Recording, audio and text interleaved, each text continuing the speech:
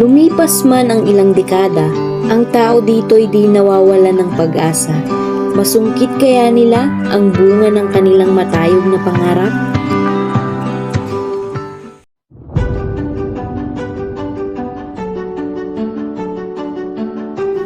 Ang bayan ng Dipakulaw ay binubuo ng 25 barangay at isa na rito ang Caloocan.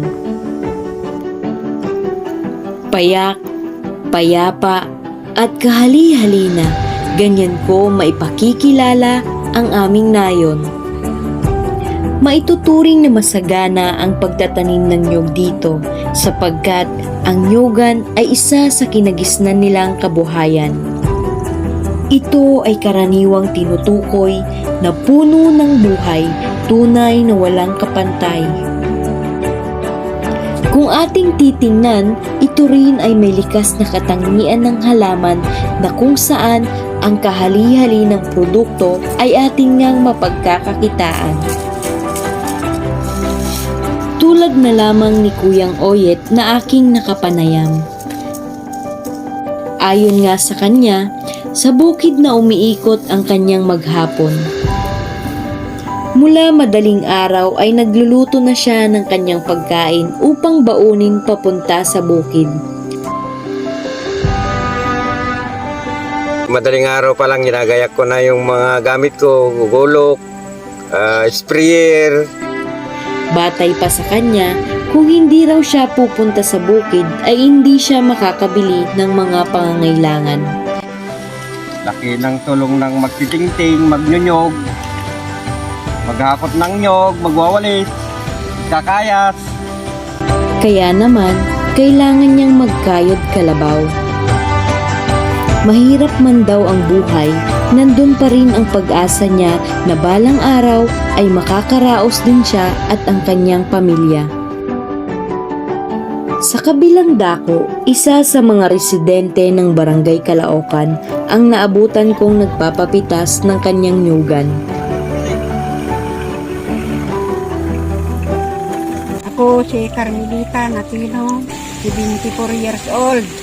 Ako ay nakatira dito sa Barangay Caloocan. Mayroon po akong sariling nyugan. Yun ang pinagkukunan ko ng kinabubuhay ko. Kada pitas namin, kumikita kami ng 3,000. Kaya, yung isang taon, 4 na bisis kami nagpapapitas. Kada 3 buwan. Nakita kami ng 12,000 sa isang taon. Dahil sa hirap ng buhay, hindi pa rin sapat dahil nagmi-maintenance ako ng gamot. Sa awa ng Diyos, malaking tulong pa rin ang naibibigay ng nyugan sa akin. Laking pagpapasalamat ko at nakapagtanim kami ng nyug nung nabubuhay pa yung asawa ko. Kaya yun ang inukunan ko ng ikabubuhay ko, ikabubuhay namin. Ngayon, matanda na ako, yun lang nyugan ang maipapamana ko sa mga anak ko. Gaya ng may-ari ng nyugan, sa ganito rin kumikita ang ibang residente rito. Sa ilalim ng sikat ng araw, tinitiis nila ang init at pagod para sa salapi na gagamitin nilang pambili ng kanilang pagkain sa bawat araw.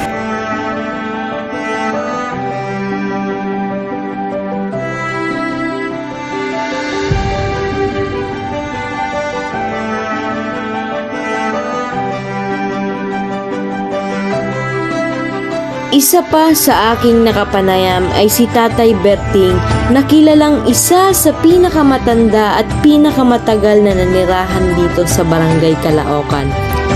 Sa tagal ng kanyang pamamalagi, tunay ngang marami na siyang kaalaman at karanasan hingil sa pamumuhay dito sa aming barangay. At ito ang mabubulaklak na salita galing sa kanya. Kung talagang sipag ka lang, maraming ikabubuhay dito talaga ng tao. Kasi ang magsasaka, no, palay lang ang inaani mo. Ay dito marami.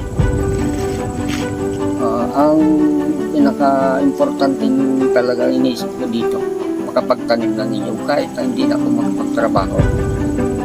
Kahit paano, mamunga yung nyog. Tingnan mo yung matataas na yan. nalalaglag lang. Kahit pa paano, may nabibigay na kabutihan talaga ang tao. Yung binigay ng DE noon, baka hati din ako ng 50, tinanin ko na kamumulak lang. Bali, 6 na tao. Kamumulak lang. Ayon sa tala ng barangay, halos 80% ng lupa dito sa Caloocan ay may tanim na niyog.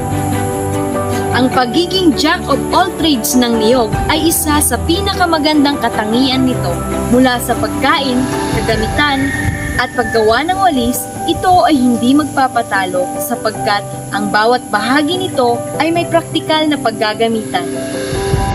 Ang dahon o ang palaspas ng niyog ay ginagawang walis tingting na siyang ginagamit natin sa pang-araw-araw na paglilinis ng bakuran. Ang bunga nito o mas kilalang buko ay ginagawa namang palamig. At kung ang buko ay malapit na maging niyog, ito ay ginagawa namang bukayo. Samantala, ang mga bunga na hindi na maaaring maibenta ay ginagawa namang kopra upang maging mantika.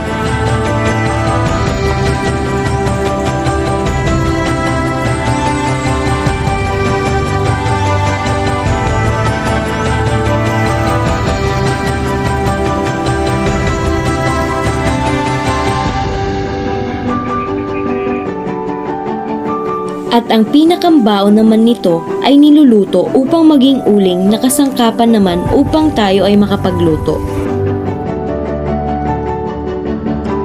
At dito nagtatapos ang aking dokumentaryo. Mahirap man ang buhay sa bukiran, patuloy pa rin ang pagkayod ng karamihan. Tanging hirap at tiyaga talaga ang puhunan, kaya naman ang matayog nilang pangarap unti-unti na nilang nakakamtan.